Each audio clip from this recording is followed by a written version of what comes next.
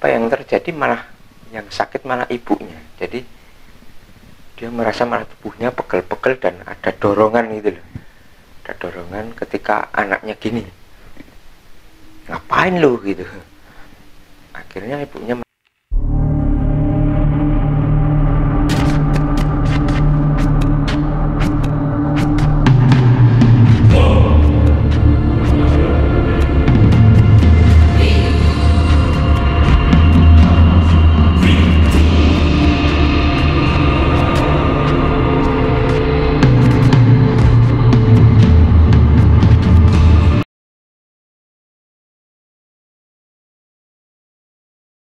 Sobat Irasional dimanapun Anda berada, kali ini kita akan berada di segmen tanya jawab yang mungkin sudah lama kita tidak lakukan.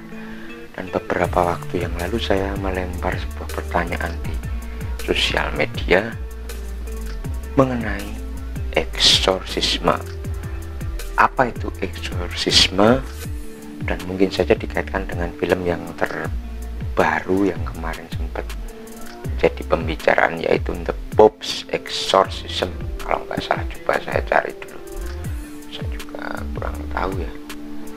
The Pope Exorcist. Jadi The Pope Exorcist yaitu dimana seorang pastor atau romo yang pekerjaannya memang mengusir satanik ya, atau demonik yang merasuki tubuh seorang anak, 2 orang anak di ceritanya seperti itu. Oke, jangan lupa klik tombol subscribe, like, share, dan komen agar channel ini lebih berkembang.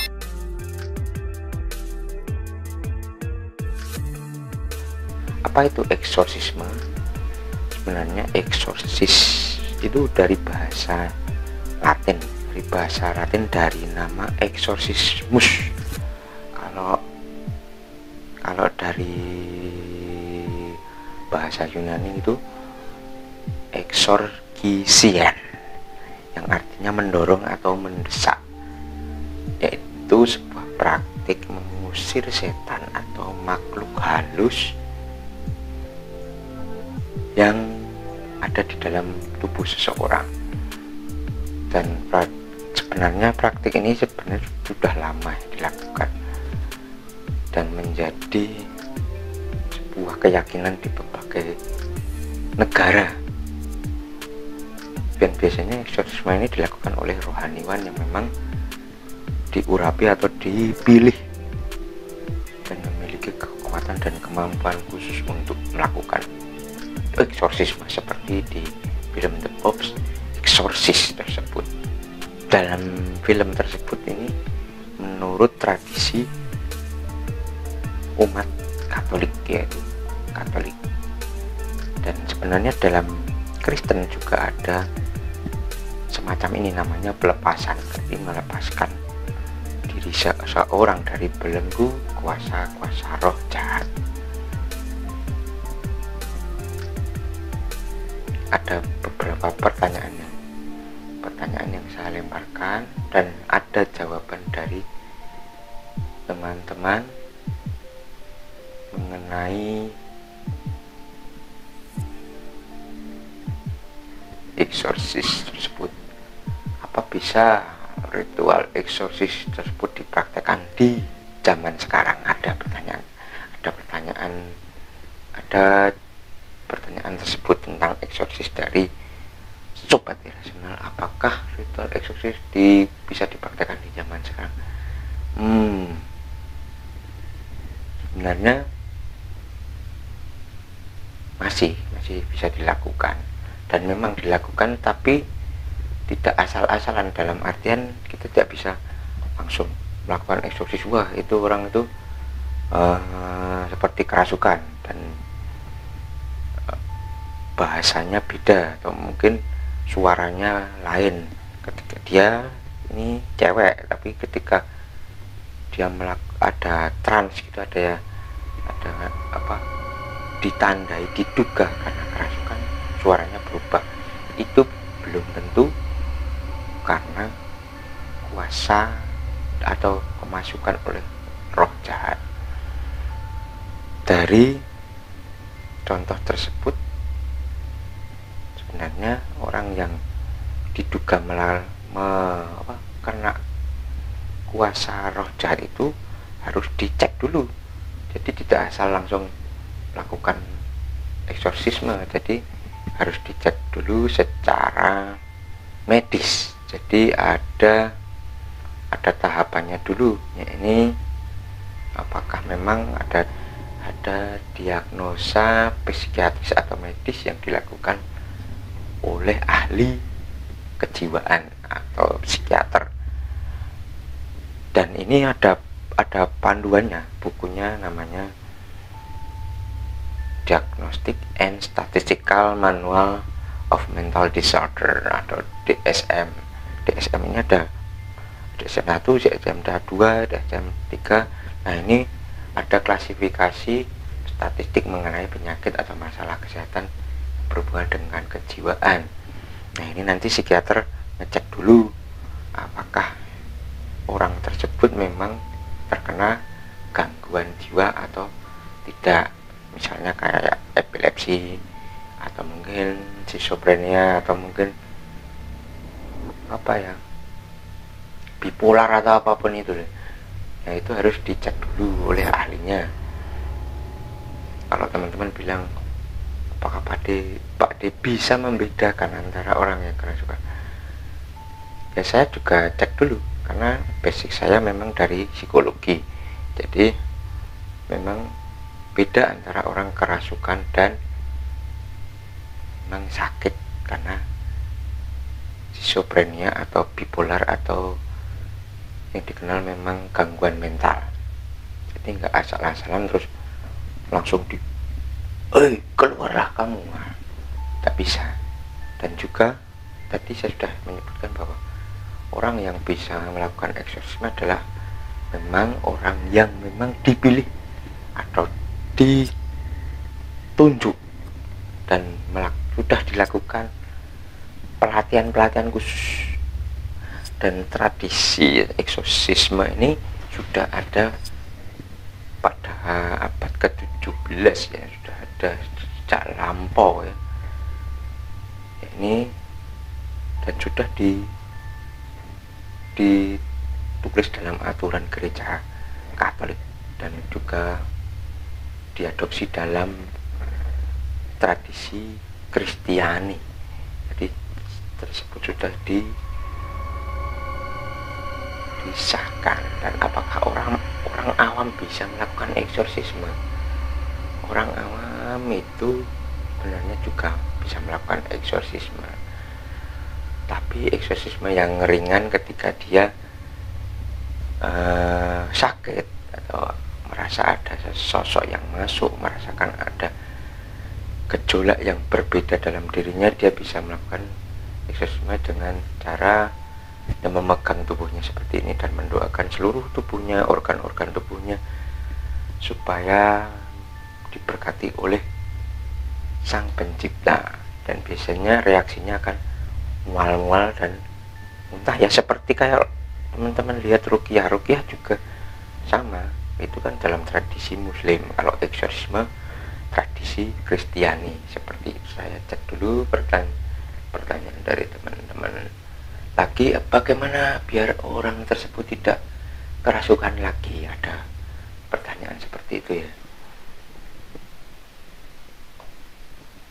Ya, itu dilakukan eksorsisme dan memang harus total. Yang pertama, orang yang bisa melakukan eksorsisme harus bisa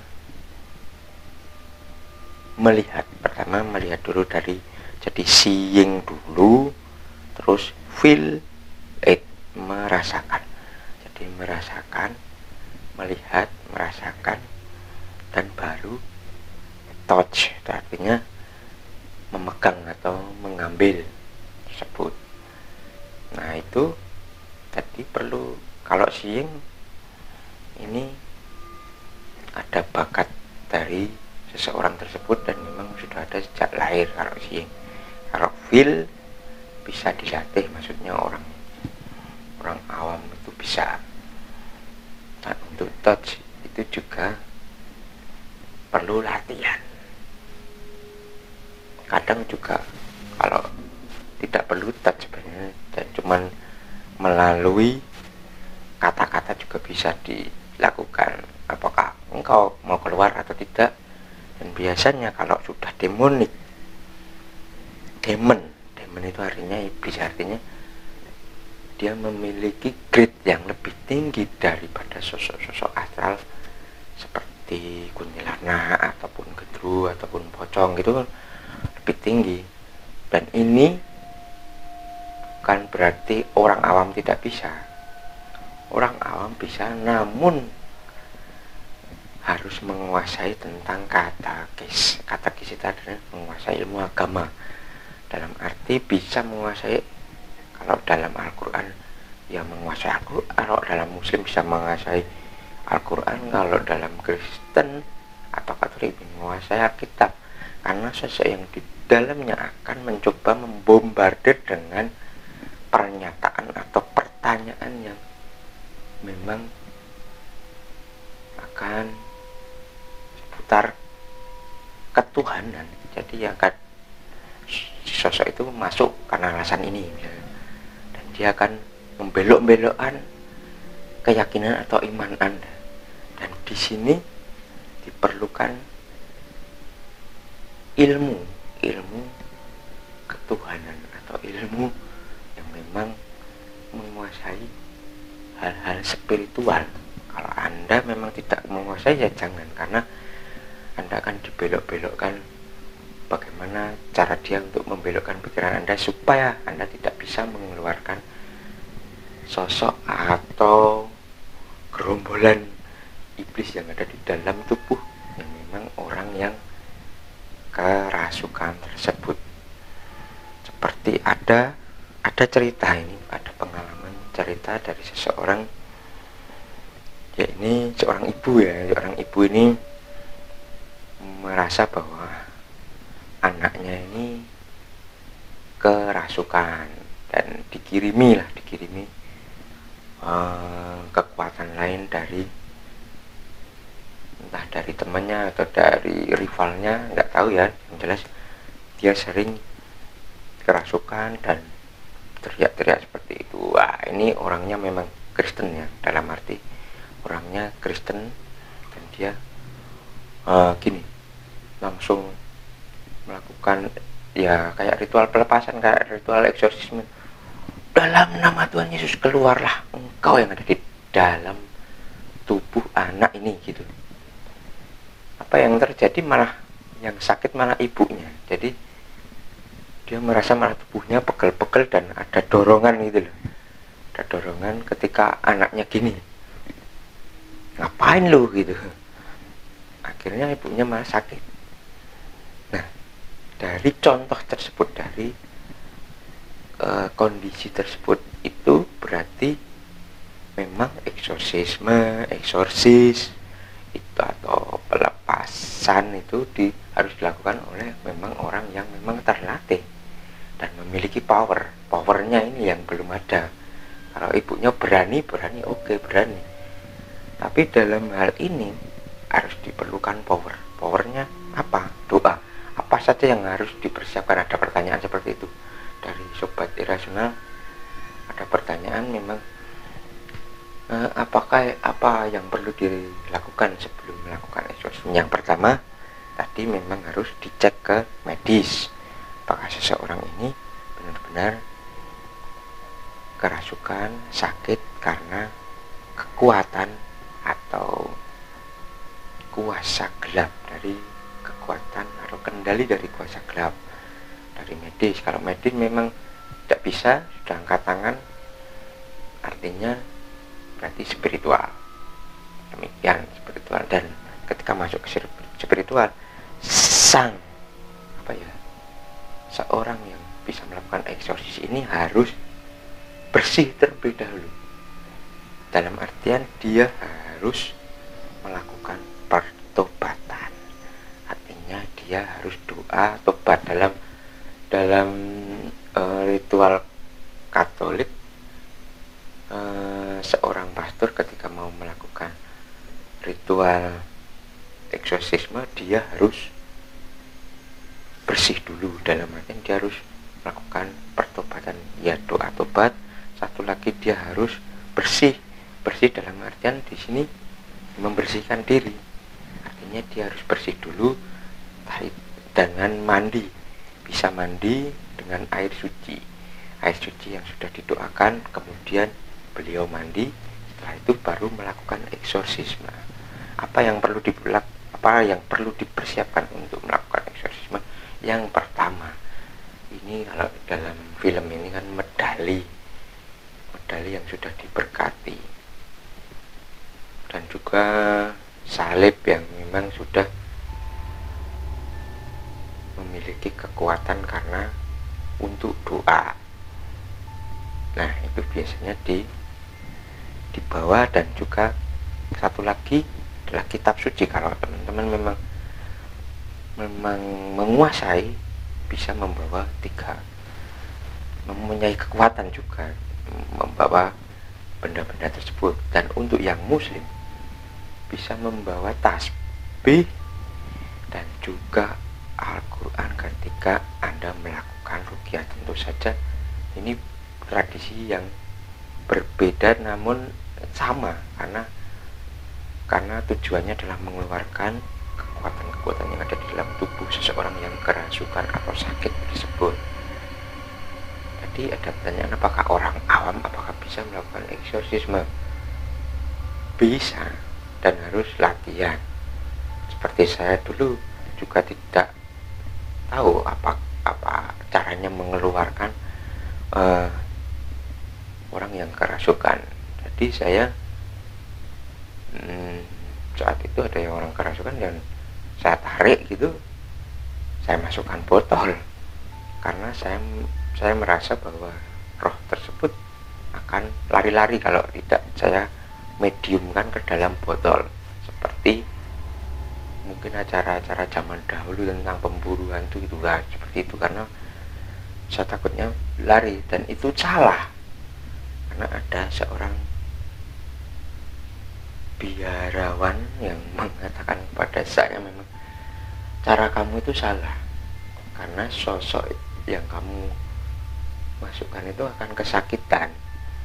Jadi artinya memang harus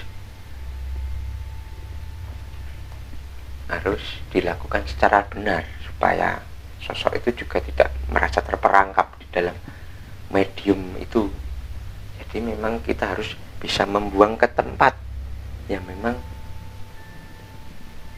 benar, misalnya hutan atau mungkin sungai, dan harus ada negosiasi apakah setan atau mungkin hantu yang ada di dalam ini mau dipindahkan kemana gitu, di sungai atau di gua. Dan satu lagi, ketika sosok itu masuk ingin sesuatu, misalnya ingin kopi gitu, ya kita harus kasih, asal jangan darah manusia. Kalau darah manusia ya kita negosiasi lagi, selain darah manusia apa gitu. Itu caranya, itu yang lebih apa, bukan manusia ya, lebih nyaman untuk golongan mereka. Mereka itu jahat, memang jahat, tapi kita tidak harus membalas dengan kejahatan dengan kalau enggak kamu akan saya sakiti atau saya pukul. Itu tidak boleh. Jadi kalau dalam eksorsisme tidak bisa seperti itu. Jadi hanya kita harus mengeluarkan secara ya baik untuk kita, baik untuk yang ada di dalam, terutama kasihan orang yang sakit tersebut, karena biasanya jiwanya akan disandra gitu loh, akan dikuasai dan akan dimasukkan ke dalam alam mereka. Nah itu kan kalau kita ngawur gitu tarik, nah jiwanya tetap terperangkap di sana. Jadinya kita harus negosiasi caranya gimana supaya si pasien ini, orang yang sakit ini merasakan ya baik-baik saja, artinya dia fisiknya juga tidak terganggu seperti itu.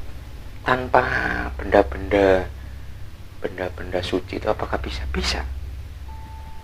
Asalkan Anda berdoa dulu, yaitu tadi membersihkan diri, melakukan pertobatan. Apapun dosanya kita harus bersujud berdoa bahwa kita itu harus bersih, dalam artian kita membersihkan diri sebelum melakukan eksorsisme. Baru bisa dilakukan ketika kita bersih tuh. Dan juga harus menguasai ilmu-ilmu ketuhanan, karena mereka akan membelok-belokkan. Apakah seperti dalam kasus saya sendiri ya, ini ketika ada orang yang memang kerasukan iblis, dia akan membelok-belokkan bahwa kamu ini nggak bisa melakukan eksorsisme, kamu tuh kan orang awam, mana bisa kamu bisa mengeluarkan aku dari dalam, gitu katanya, seperti itu dulu. Dan memang Tuhanmu bakal bantu kamu gitu, sosok itu bilang gitu. Dan karena saya yakin, lalu ya juga bisa, walaupun agak lama, agak beberapa hari berturut-turut, akhirnya bisa. Dan orang ini juga sudah normal sekarang. Normal artinya dulu ini orang ini nggak bisa makan lah nasi gitu, nggak bisa makan nasi selama 3 tahun karena tenggorokannya memang ada yang mencekik kayak karena duri itu katanya, seperti itu. Dan sudah saya lepaskan, akhirnya sekarang bisa makan nasi tuh. Jadi memang tidak sembarang orang bisa melakukan eksorsisme, pelepasan, ruqyah, itu apalagi. Dan memang diperlukan sebuah kekuatan sugesti yaitu keyakinan. Jadi memang harus yakin bahwa Tuhan berada di dalam diri Anda. Jadi Anda tidak bisa kalau Tuhan merasa jauh, Tuhan ada di atas, itu jangan jauh. Itu sugesti Anda, di dalam tubuh Anda ada roh Tuhan, artinya roh itu bersemayam dalam diri Anda.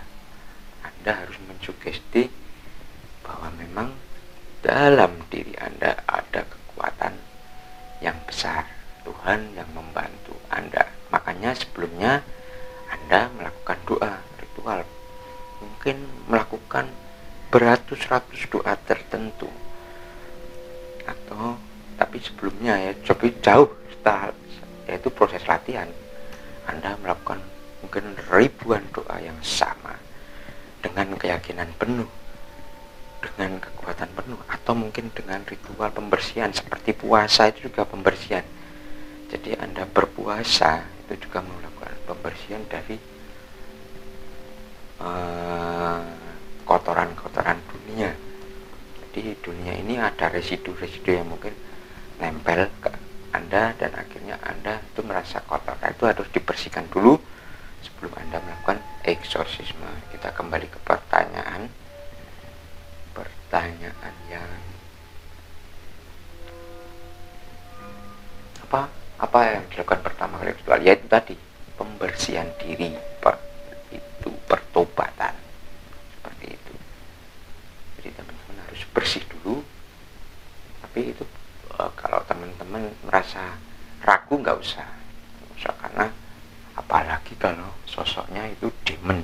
Jadi memang panggil saja orang yang memang ahlinya, entah itu pendeta, entah itu pastor atau ustadz yang memang ahli melakukan pelepasan, melakukan eksorsisme, melakukan ruqyah.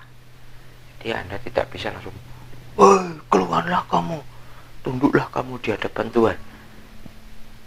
Lalu sosok di dalamnya, siapa kamu? Kamu aja tidak merasa yakin.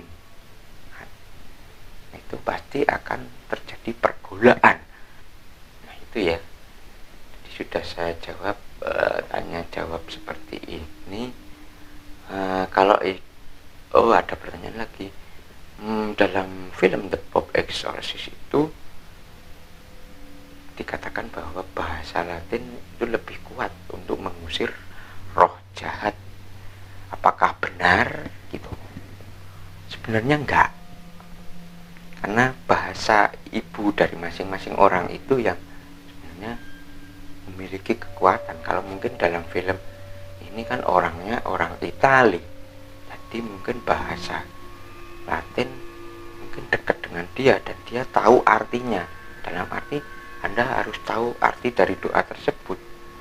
Misalnya bahasa orang Ruqyah bahasa Arab dan memang tahu artinya dari kata-kata yang diucapkan tersebut, atau bahasa Latin yang memang tahu artinya itu apa, doa itu artinya apa, itu tahu.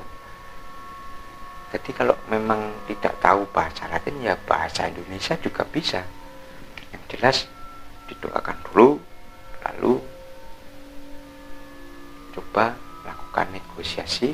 Kemudian kalau tidak bisa, ya kita tarik dan kita pindahkan ke tempat yang memang kesepakatan tadi, hasil kesepakatan tadi itu. Jadi tidak harus bahasa Latin, bahasa ibu dari masing-masing orang yang ingin mengeluarkan roh tersebut. Oke, sampai di sini dulu pembahasan dan segmen tanya jawab dari Irasional TV kali ini mengenai eksorsisme yang dihubungkan dengan film yang memang kemarin sempat menghibur teman-teman. Apakah benar ada eksorsisme seperti itu? Dan saya menjawabnya sesuai dengan pengalaman dan juga keyakinan yang saya miliki. Jangan lupa klik tombol subscribe, like, share, dan komen agar channel ini lebih berkembang.